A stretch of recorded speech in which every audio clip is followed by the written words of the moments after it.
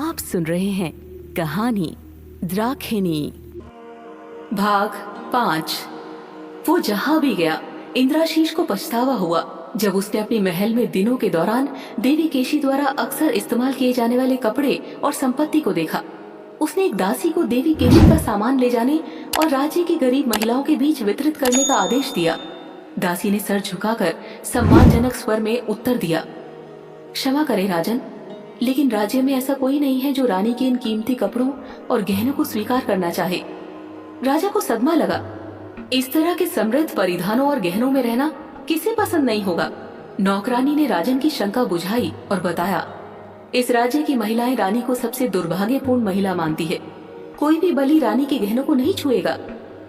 जिस तरह से रानी को अपनी सभी इच्छाओं को छोड़कर इतने भयानक तरीके से बलिदान करना पड़ा था, प्रजा को विश्वास दिलाया कि रानी की संपत्ति शापित है। कोई भी इसे स्वीकार नहीं करना चाहता। राजन के पछतावे वाले हृदय में एक बेदम उथल पुथल मच गई। उन्होंने दासी से देवी केशी की वस्तुओं को यथाशीघ्र दूर करने का अनुरोध किया। मुख्य पुजारी एकदंत राजा इंद्राशीष को उनके और उनकी भावी रानी के पहले भोजन के लिए मार्गदर्शन करने के लिए पहुंचे। बहुत प्रकार के व्यंजन तैयार किए गए थे जिन्हें इंद्राशीष और उर्मिमाला को खिलाया जाएगा। एकदंत ने इस भोजन पर एक जादू किया था जो राजा को एकदंत की इच्छाओं का दास बना देगा। अगले 1 साल कौशिकी अमावस्या की रात यज्ञ करने के बाद वो मंत्र अमान्य हो गया। राजा अपने सामान्य स्व में वापस लौट आए और राज्य की प्रजा की तरह अपनी रानी के खोने का अफसोस मनाने लगे।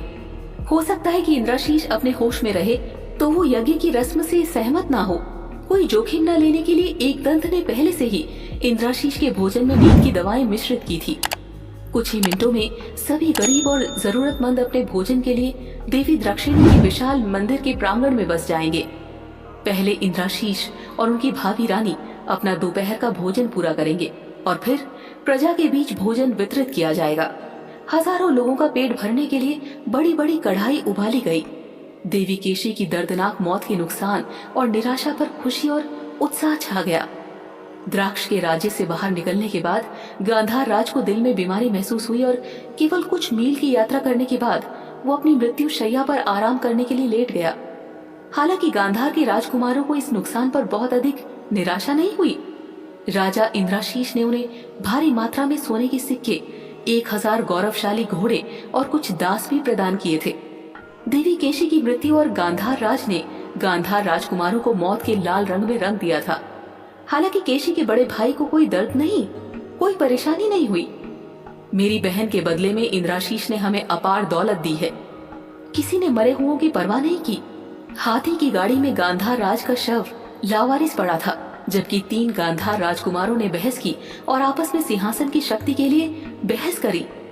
सत्ता और लालच का भार हमेशा से रहा है और मानवतावाद, प्रेम और करुणा के अस्तित्व के लिए अभी भी बहुत भारी है। राजन इंद्राशीष मंदिर के दरबार में पहुंचे और अपनी नियुक्त रानी उर्मिमाला के आने की प्रतीक्षा करने लगे। उद्धव की पत्नी मुग्धा अपनी बेटी को मौत के जाल में उसके प्रवेश के लिए तैयार और अलंकृत करते समय सिसकती और फुसफुसा रही थी। उनके पास समृद्ध गहने और कीमती पत्थर नहीं थे, लेकिन उर्मी ने उन्हें गले लगाते हुए फूलों के गहनों में चमक दी। उर्मी खड़ी थी। उसके सर पर एक सफेद फूलों का मुकुट, उसके कानों से लटकी हुई सफेद झुमकियां, उसकी कलाई पर सफेद फूलों की चूड़ियां, उसकी गर्दन पर एक फूलों का हार और उसकी कमर पर एक फूलों की माला थी। सिंपल साड़ी में भी उर्मी कमाल की लग रही थी।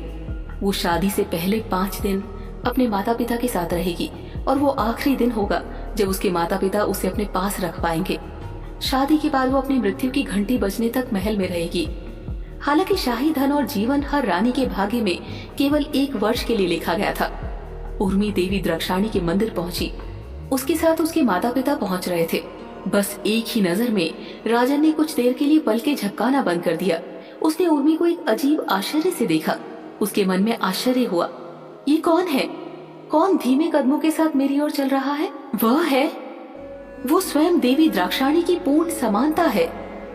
एकदंत की आवाज ने उसके विचारों को तोड़ दिया। राजन, मैं देवी उर्मिमाला से मिलवाता हूँ। वो अगले साल बलिदान के लिए आदर्श महिला है।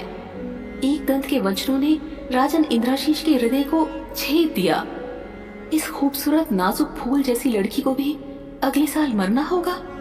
राजन ने अपनी आवाज कम की और एक दंत से फुसफुसाया, प्रधान पुजारी, कृपया कुछ करें, कृपया कोई रास्ता खोजें। इन दोनों हाथों से मुझे और कितनी हत्याएं करनी होगी। देवी केशी के अंतिम उपहार मेरे हाथों पर ये छाले फिर मेरा उपहास कर रहे हैं। देवी द्राक्षायणी की प्यास बुझाने के लिए मैं और कितनी रानियों का बलिदान करूंगा। मैं ऐसा और नहीं कर सकता। एक दंत ने अपने मन और विचार में एक हंसी उड़ाई। आपको इसे और करने की जरूरत नहीं है राजन, बस एक और बलिदान, फिर आप भी हमेशा के लिए शांति से आराम कर सकते हैं। हालांकि उन्होंने इंद्राशीष से कहा, भले ही और कोई रास्ता नहीं है, मैं राजन कुछ करने की कोशिश करूंगा। जैसे ही उसने मंदिर में प्रवेश किया, उर्मी देवी के सम्मान में लेट गई। प्रार्थना के रूप में अपने हाथों से जमीन पर लुढ़कते हुए वो मंदिर के भीतरी क्वार्टर में पहुंची। धीरे धीरे मंत्र जाप के साथ ही देवी के सामने उर्मी आ गई। राजन ने उर्मी द्वारा मंत्रों के प्राचीन जप को ध्यान से सुना। एक किसान की बेटी की भक्ति और सम्मान से वो दंग रह गए। ये छोटी बच्ची देवी को इतना सम्मान दे रही है, जिसके लिए 1 साल बाद उसकी बलि दी जाएगी। राजन उसके दिल में फुसफुसाता है, आदि पराशर देवी, आप चाहे तो सब कुछ संभव कर सकती हैं। कृपया इस लड़की की रक्षा करें माँ। एक दंत को उस लड़की के बारे में पता नहीं था जिसे वो अपने बुरे कामों को पूरा करने के लिए लाया था। ये कन्या देवी द्राक्षायणी की शक्ति की प्रतिमूर्ति थी। उसने पापियों की इस भूमि से सभी बुराइयों को दूर करने के लिए जन्म लिया था। वो सही और गलत का फैसला करेगी और सजा और आशीर्वाद प्रदान करेगी। उर्मी न केवल रोहिणी नक्षत्र में जन्मी स्त्री थी, वो स्वयं आदि पराशर का एक अवतार थी।